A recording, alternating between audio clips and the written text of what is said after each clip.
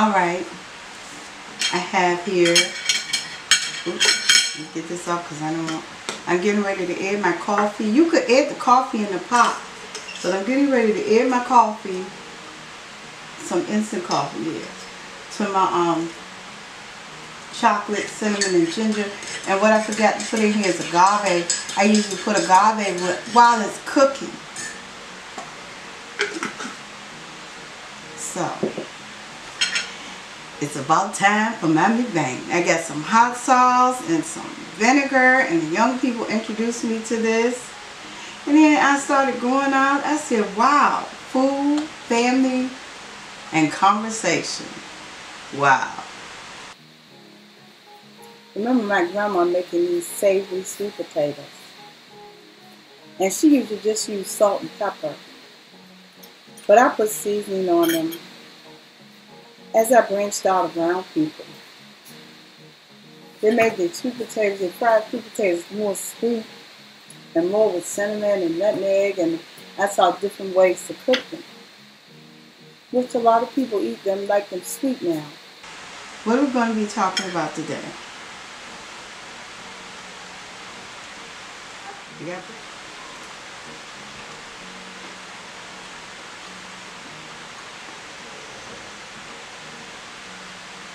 The seasoned tilapia is good. Alright, I got my sweet potatoes and my plantain. Look at some agave. I might sweeten my sweet potatoes in my plantain, even though it's a savory flavor.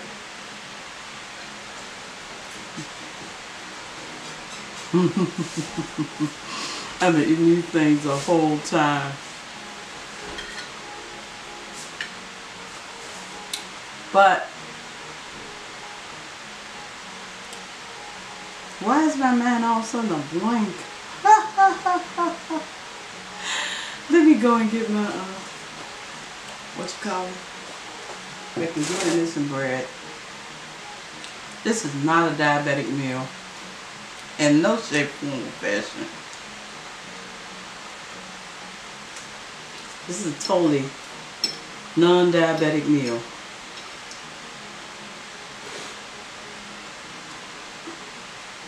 Fried fish, fried sweet potato, fried plantain. I don't think it's very diabetic.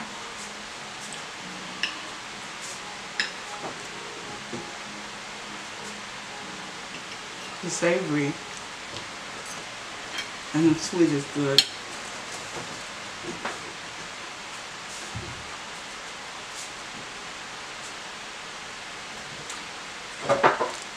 So I have been trying to split my days so I can get certain work done on certain days.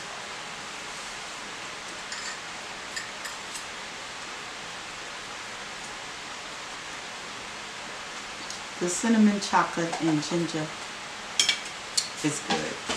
Well, my diabetes has been really giving me problems. And you see me eating like this, and you say, that's why.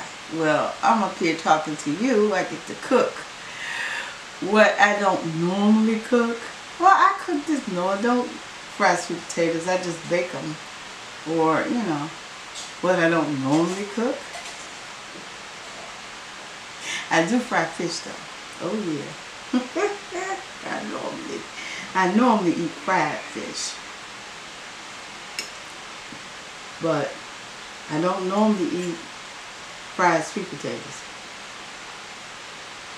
A sweet potato is good for you. It has a lot of nutrients. I looked online to see. I said, wow, the sweet potato has a lot of nutrients. I compared pumpkin to sweet potato, butternut squash to sweet potato, and everything. The sweet potato came out more nutritious. Everything. The sweet potato came out more nutritious. Surprise. You know, because butternut squash is not a starch. I thought it would be And pumpkin isn't a starch. I thought it'd be like, both of those are squashes.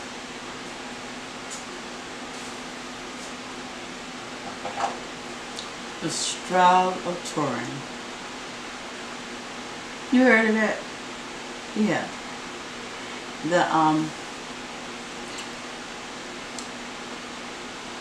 The Shroud of Turin. The one where they said that it came from the tomb of Jesus. You know, when I was young, I was really fascinated about it. And I heard that they were examining it. And they had this big documentary about it. And I really believe that they did not, that it was not real. I truly believe that. The scientists were not haters, a part of the hate group, the groups of hate. And I really believe that. I thought that they were going to be fair, and I thought they were just, and I thought they were above the scientists they used to be. You know, the ones that kept saying African Americans, they have thicker bones, they run faster, they this, they that, they people of African descent, yes, people from Africa. And I really thought they were going to be different. I thought these were scientists on a different level.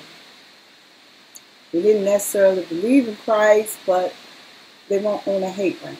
One in a hate round. 16 and 1390. But scientist Ray Rogers had found new evidence suggesting the carbon dating sample was contaminated.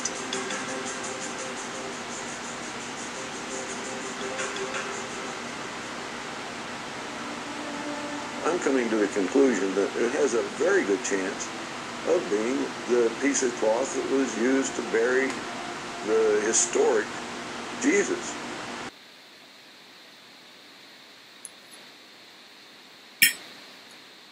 So I looked up there and I looked at, you know, the man talking. Lord, I thank you for this day. I thank you for this food, for your goodness, your mercy, your kindness, for all your many blessings. And I just say, thank you, Jesus. Hallelujah. Lord. I looked up there at the men talking, and as they were talking about it. And I had put it to rest years ago because, you know, I knew these scientists were not from a hate mood.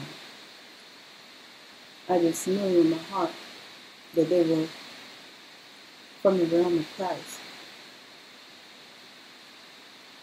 Wow.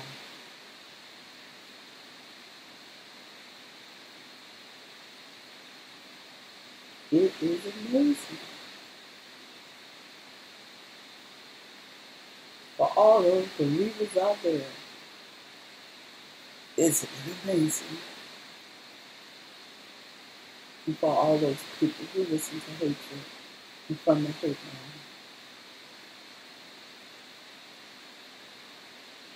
Find Jesus Christ. I wanted to know, is this corner of the shroud of the same composition, whether it was flax or linen or cotton? If it was cotton, it's not the same as the main shroud cloth, which is linen. Rogers would never live to discover the answer. He lost his long battle with cancer on the 8th of March 2005. He was 78 years old. It was just amazing. And I am so sorry in my heart that I believed that man, the scientist. Before he died, Rogers was a strong advocate for a new carbon dating test. What do you think capped the Shroud of Turin?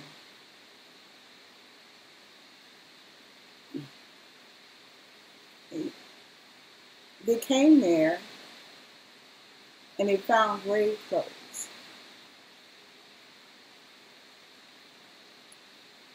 When they came there, they found the grave clothes in here.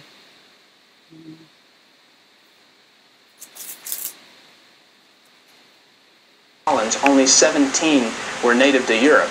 The rest were from Palestine and southern Turkey, the site of Edessa and Constantinople, and this meant that the shroud had been in these places at some time in its history.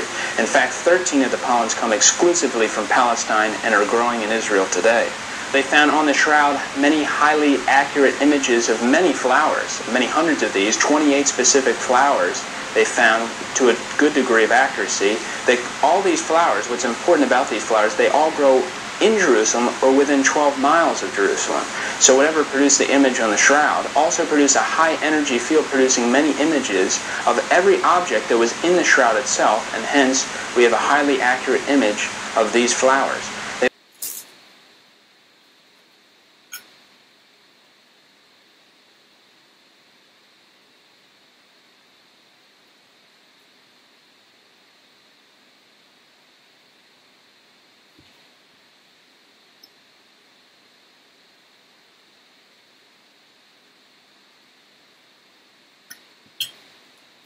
So while I look for the scripture, I can choose some tilapia. All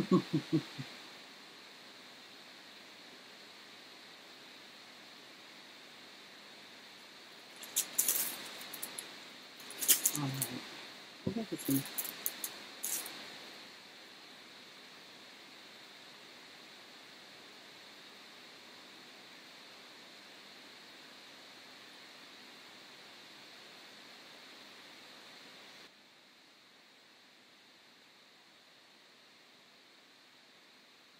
Okay, in 24:12, 11 and 12. And their words seemed to them like idle tales, and they did not believe them. But Peter rose and ran to the tomb, and stooping down, he saw the linen clothes laying by themselves, and he departed, marveling to himself at what had happened.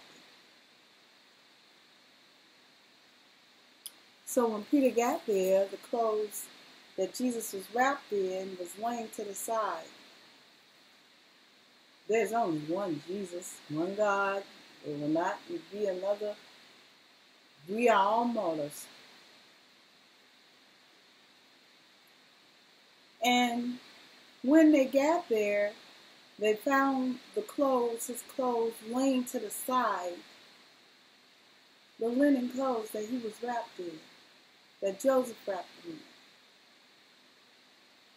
Brief history.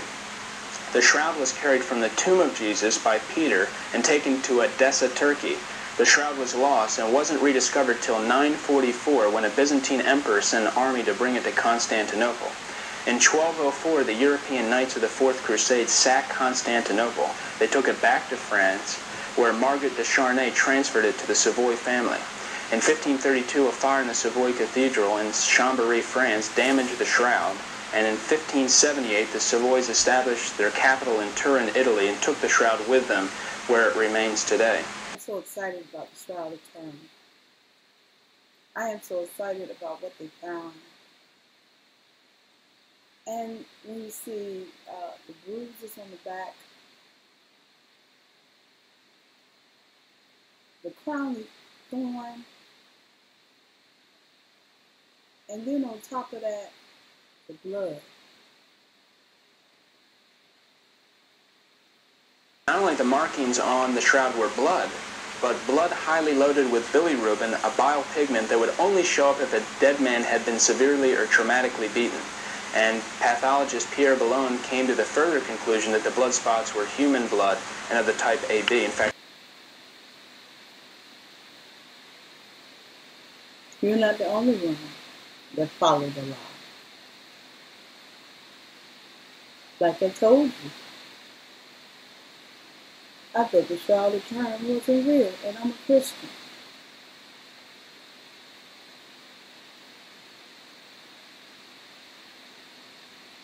We all fall short I thought the shroud wasn't real, but I believe Jesus Christ was real. And I believe he suffered and died for us.